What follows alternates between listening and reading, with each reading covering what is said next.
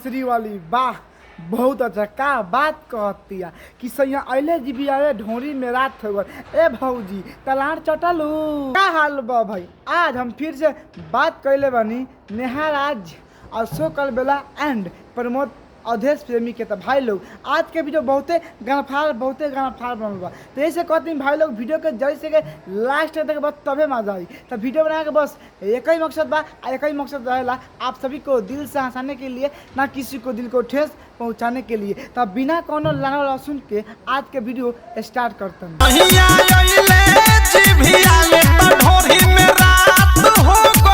के ना पेल दे तारा बहनी के झाट में आग लगाओ।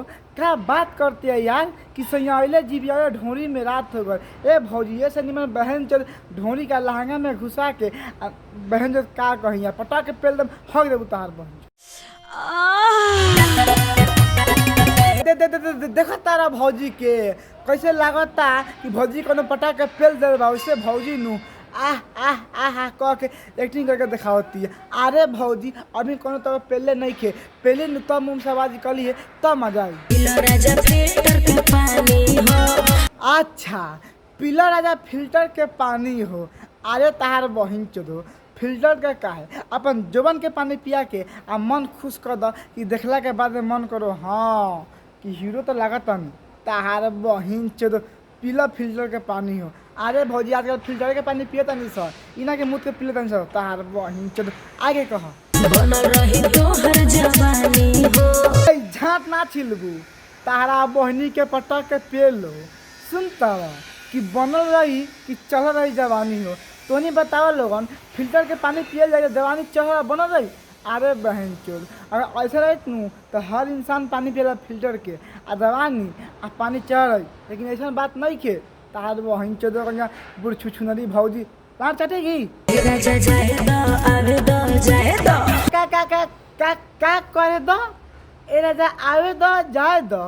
अरे भौजी भोसरी वाली तार कहे का मतलब का बा हो का आवे दो आ का जाए दो ना हमरा के तनी खोल के बताओ कि तार कहे के मतलब का बा कि का आवे दो का जाए दो तब पटक के नु हम पेलन ए राजा जाए दो आवे दो जाए दो। अरे भौजी भोसरी वाली वाह बहुत अच्छा। ए राजा आवे दो जाए दो आवे दो जाए दो आवे दो जाए दो मुठ मार के गाँव पर गिरा दो ना।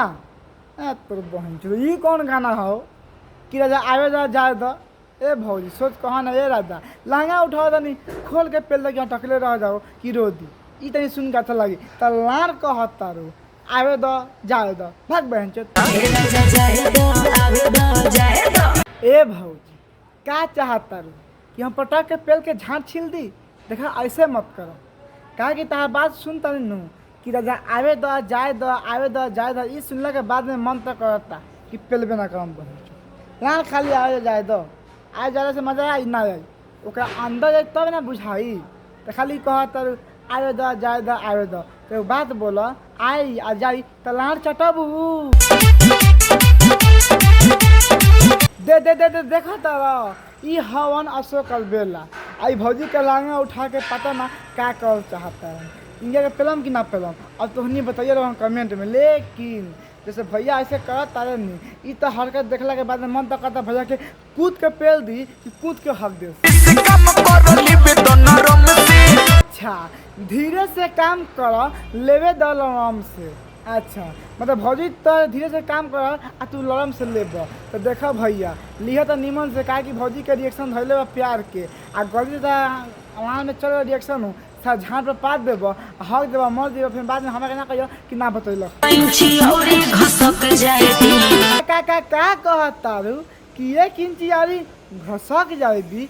अरे भौजी 1 इंची घसक जाई तो का करबी हो ना नाम तो बताओ भैया का। अच्छा भौजी साफ साफ बताओ 1 इंची घसक जाई तो का हो जाए खोल के बताओ तो बता दो पेल तारा बहनी के पटक के झाँट छिलो वाह बहुत अच्छा। 1 इंची पीछे घुसक जाए दी और चूल्ही के दुआरी भसक जाए दी गदब गदब का बात बा। भौजी के कितना पेलवाए के मजा बा कि दूर से मरबा नू तो मजा आइए भौजी तला चटबू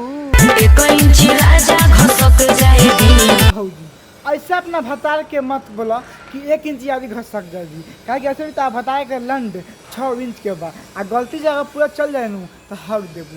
ऐसे हम तारे कहल चाहता नहीं कि ऐसे अपना भतार से मत कह कि 1 इंच आदि घसक जाता, गलती से अगर मार दिया नू तो झाँट पर मुत देबू। बस भौजी बस, अब तहार दुख ये हमरा से ना देखल जाए। ना ना ना ना ना ना ना ना दादा, हम ना देखबो तो दुख। तो भाई लोग भौजी के बहुते पेरवाए के मन बा, तोहनी के लगे 6 इंच के लंड बा ताकि भौजी एक मार सकता है। तो बस भाई आज यही पहले वीडियो अच्छा लगे तो लाइक शेयर कमेंट और चैनल सब्सक्राइब करके रख लो हम कि ऐसा वीडियो दिखाई मिली तब ना मारे यहाँ से में। तो फिर से मिलेगा नेक्स्ट वीडियो में, जब तक के लिए बाय।